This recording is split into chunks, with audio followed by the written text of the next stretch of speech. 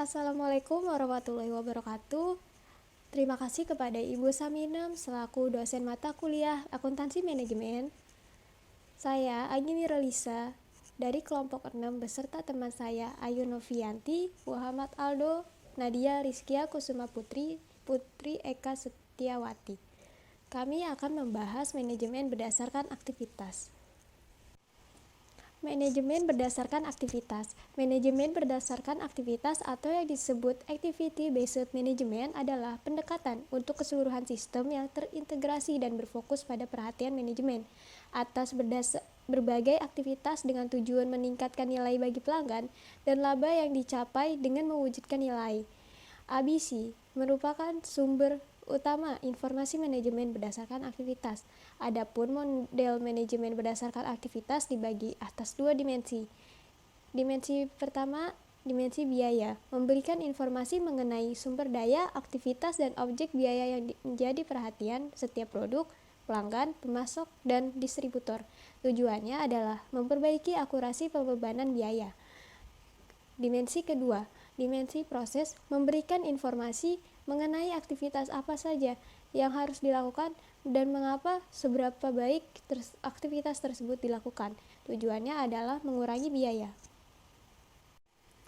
Mengimplementasikan EBM, manajemen berdasarkan aktivitas atau EBM adalah sistem yang lebih komprehensif daripada sistem ABC. Tujuan pertama adalah domain dari ABC, sedangkan tujuan kedua merupakan bagian dari analisis proses yang membutuhkan data yang lebih terperinci dari tujuan ABC dalam memperbaiki keakuratan dan pembebanan biaya. Perencanaan sistem merupakan justifikasi untuk implementasi EBM dan menjawab berbagai masalah berikut. Sasaran dan tujuan sistem EBM. Posisi persaingan perusahaan saat ini dan yang diinginkan. Proses bisnis dan bauran produk perusahaan. Jadwal, tanggung jawab yang dibebankan dan sumber daya yang dibutuhkan untuk implementasi. Kemampuan perusahaan untuk mengimplementasikan, mempelajari, dan menggunakan informasi baru. Model EBM, perencanaan sistem, identifikasi, definisi, dan klasifikasi aktivitas terbagi menjadi dua. Ada PVL, membuat penilaian atas isi aktivitas, menentukan akar penyebab kemasalahan, membuat ukuran kinerja, mencari peluang untuk perbaikan. Untuk sistem ABC, membebankan biaya sumber daya ke aktivitas, mengidentifikasi objek biaya dan penggerak aktivitas, menghitung tarif aktivitas, membebankan biaya ke objek biaya. Dari PFA berdiuskan untuk memaksimalkan mengurangi biaya. Dari sistem ABC, memaksimalkan untuk memperbaiki keputusan. Dari soal mengurangi biaya dan memperbaiki keputusan akan menghasilkan meningkatkan profitabilitas untuk lebih tinggi. Mengimplementasikan ABM. Penyebab kegagalan implementasi ABM. 1. Kurangnya dukungan dari manajemen tingkat atas. 2. Adanya penolakan untuk perubahan. 3. Kurangnya keahlian menggunakan informasi aktivitas yang baru. 4. Kegagalan dalam mengintegrasikan sistem ABM. Identifikasi, definisi, dan klarifikasi aktivitas. Identifikasi, definisi, dan klarifikasi aktivitas membutuhkan perhatian lebih banyak ABM daripada ABC. Klarifikasi berbagai aktivitas juga memungkinkan ABM untuk terhubung dengan berbagai usaha perbaikan berkelanjutan seperti proses manufaktur, just in time, manajemen kualitas total, dan manajemen biaya kualitas lingkungan keseluruhan. Penyebab kegagalan implementasi ABM adalah kurangnya dukungan dari manajer tingkat atas. Dukungan ini tidak hanya harus didapatkan sebelum melakukan proyek implementasi, tetapi juga harus dipertahankan. Kegagalan dalam mengintegrasikan sistem baru adalah alasan utama lain dalam kegagalan sistem ABM. Probabilitas dari keberhasilan meningkat sistem ABM tidak bersaing dengan berbagai program perbaikan lain atau sistem akuntansi resmi lainnya. ABM dan akuntansi pertanggungjawaban. Akuntansi pertanggungjawaban adalah alat fundamental untuk pengendalian manajemen yang ditentukan melalui 4 elemen penting, yaitu 1. Memberi tanggung jawab, 2. Pembuatan ukuran kinerja atau benchmarking, 3. Mengevaluasi kinerja. 4. Pemberian penghargaan. Tujuan akuntansi pertanggungjawaban mempengaruhi perilaku dalam cara tertentu sehingga seseorang atau kegiatan perusahaan akan disesuaikan untuk mencapai tujuan bersama. 3 jenis sistem akuntansi pertanggungjawaban. 1. Berdasarkan keuangan atau fungsional. 2. Berdasarkan aktivitas. 3. Berdasarkan strategi.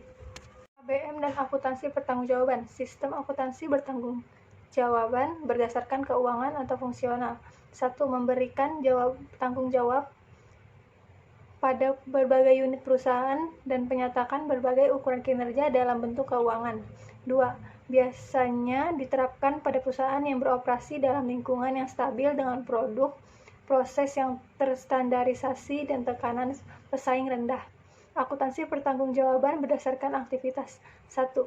Adalah sistem akuntansi pertanggungjawaban yang dikembangkan untuk perusahaan yang beroperasi dalam lingkungan yang mengalami perbaikan berkelanjutan. 2. Sistem akuntansi ini mengukur kinerja dengan menekan pada pandangan keuangan dan non-keuangan. Perbandingan pertanggungjawaban berdasarkan keuangan dengan aktivitas. Pemberian tanggung jawab. Pertanggungjawaban berdasarkan keuangan. 1. Unit perusahaan. 2. Efisiensi operasional lokal. 2. Akuntabilitas individu. 4. Hasil keuangan tingkat lokal. Pertanggungjawaban berdasarkan aktivitas. 1. Proses atau aktivitas. 2. Efisien keseluruhan sistem. 3. Akuntabilitas tim. 4. Hasil keuangan, peningkatan pendapatan, penurunan biaya, peningkatan penggunaan aset berkelanjutan. Perbandingan pertanggungjawaban berdasarkan keuangan dengan aktivitas. 1. Penetapan ukuran kinerja. Ukuran berdasarkan keuangan. 1. Anggaran unit perusahaan. Yang kedua, perhitungan biaya standar. Yang ketiga, standar statis. Yang keempat, standar yang saat ini dapat dicapai. Ukuran berdasarkan aktivitas, yaitu ada standar berorientase pada proses. Yang kedua, standar bernilai tambah. Yang ketiga, standar dinamis. Yang keempat, standar opsional. Selanjutnya ada evaluasi kerja. Evaluasi kinerja berdasarkan keuangan. 1. Efisiensi keuangan. 2. Biaya yang dapat dikendalikan. 3. Biaya aktual versus standar. Yang keempat, ukuran keuangan. Evaluasi kinerja berdasarkan aktivitas yaitu 1. Pengurangan waktu. 2. Perbaikan kualitas. Yang ketiga, pengurangan biaya. Yang keempat, pengukuran tren. Pemberian penghargaan. Penghargaan berdasarkan keuangan. 1. Berdasarkan kinerja keuangan. 2. Penghargaan individual. Yang ketiga, kenaikan gaji. Yang keempat, promosi. 5. Bonus dan penambahan laba. Penghargaan berdasarkan aktivitas. 1. Berdasarkan kinerja multidimensi. Yang kedua, penghargaan kelompok. Yang ketiga, kenaikan gaji. Yang keempat, promosi. Yang kelima, bonus, pembagian laba dan keuntungan. Analisis nilai proses atau PVA merupakan hal yang fundamental bagi akuntansi pertanggungjawaban berdasarkan aktivitas. Berfokus pada akuntabilitas berbagai aktivitas dan menekankan pada maksimalisasi kinerja keseluruhan sistem. Berkaitan dengan analisis penggerak, analisis aktivitas, dan pengukuran kinerja aktivitas. Analisis nilai proses atau Process Value Analysis atau PVA. PVA menganalisis penggerak. Analisis penggerak adalah usaha yang dilakukan untuk mengidentifikasi berbagai faktor yang merupakan akar pemicu dari biaya aktivitas. Tujuan mengetahui akar pemicu adalah agar dapat mengambil tindakan untuk memperbaiki aktivitas tersebut. Contoh, suatu analis dapat mengungkapkan akar pemicu biaya perpindahan bahan baku adalah tata letak pabrik, sehingga pengaturan tata letak pabrik dapat mengurangi biaya perpindahan bahan baku. Analisis aktivitas adalah proses untuk mengidentifikasi, menjelaskan, dan mengevaluasi berbagai aktivitas yang dilakukan perusahaan. Analisis aktivitas harus menunjukkan 4 hasil, yaitu aktivitas apa saja yang dilakukan, yang kedua, berapa banyak orang yang melakukan aktivitas tersebut, 3. Waktu dan sumber daya yang dibutuhkan untuk melakukan berbagai aktivitas, 4. Penilaian atas nilai aktivitas bagi perusahaan. Aktivitas dapat diklasifikasikan atas 5 aktivitas bernilai tambah, 6 aktivitas tak bernilai tambah. PVA atau analisis aktivitas. Aktivitas terbagi yaitu aktivitas bernilai tambah dan aktivitas tak bernilai tambah. Yang pertama, aktivitas bernilai tambah. Aktivitas bernilai tambah adalah berbagai aktivitas yang dibutuhkan untuk dapat bertahan dalam bisnis. Terdiri dari 1. Aktivitas bernilai tambah berdasarkan peraturan, yaitu aktivitas yang diisyaratkan untuk memenuhi peraturan hukum. Yang kedua, aktivitas dictionary, yaitu aktivitas yang bernilai tambah jika secara simultan. Dengan syarat pertama, aktivitas yang menghasilkan perubahan kondisi. Yang kedua, aktivitas yang memungkinkan bagi aktivitas yang dilakukan. Yang ketiga, perubahan kondisi yang tidak dapat dicapai melalui aktivitas sebelumnya. Dengan contoh, aktivitas pemotongan pipa pada pabrik silinder hidrolik. Yang kedua, ada aktivitas tak bernilai tambah. Aktivitas tak bernilai tambah adalah semua aktivitas selain aktivitas yang paling penting untuk bertahan dalam bisnis, sehingga dipandang tidak perlu dalam diidentifikasikan dalam ketidakmampuannya memenuhi salah satu dari 3 syarat aktivitas bernilai tambah. Contohnya, pengerjaan ulang karena produk cacat. Biaya tak bernilai tambah adalah berbagai biaya yang disebabkan oleh aktivitas tak bernilai tambah atau kinerja tidak efisien dari aktivitas tak bernilai tambah. PVA, analisis aktivitas atau pengurangan biaya. Tujuan analisis aktivitas adalah eliminasi pemborosan untuk mengurangi biaya produksi. Berbagai usaha untuk mengurangi biaya dari berbagai produk dan proses yang mengarah pada penurunan biaya yang tak bernilai disebut perhitungan biaya Kaizen. Analisis aktivitas dalam perhitungan biaya Kaizen dapat mengurangi biaya melalui 4 cara, yaitu pertama, eliminasi aktivitas, yang kedua, pemilihan aktivitas, yang ketiga, pengurangan aktivitas, dan yang terakhir, penyatuan aktivitas. Terus ada PVA, pengukuran kinerja aktivitas. Pengukuran kinerja aktivitas adalah untuk menilai seberapa baik berbagai aktivitas dan proses yang dilakukan untuk memperbaiki profitabilitas. Terdapat dalam bentuk keuangan dan non-keuangan. Ukuran kinerja aktivitas berpusat pada 3 dimensi utama, yaitu pertama, efisiensi atau keuangan, kedua, kualitas atau non-keuangan, dan ketiga, waktu, yaitu non-keuangan. Untuk keuangan, untuk efisiensi aktivitas meliputi 1.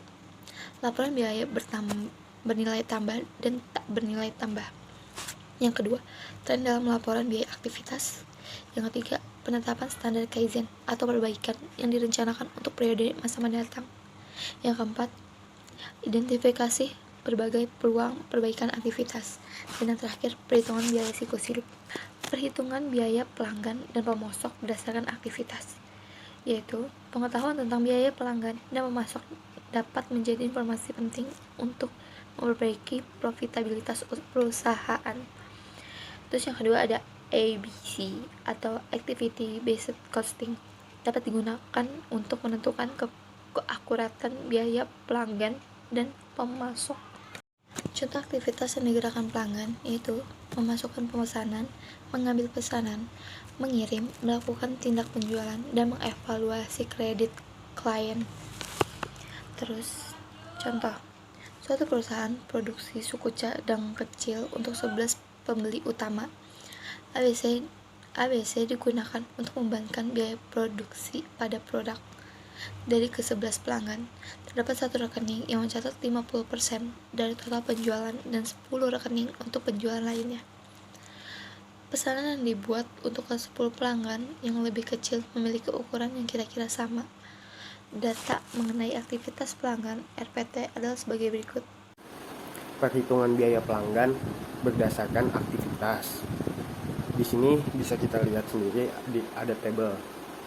1 unit yang dibeli pelanggan besar 500.000 rupiah.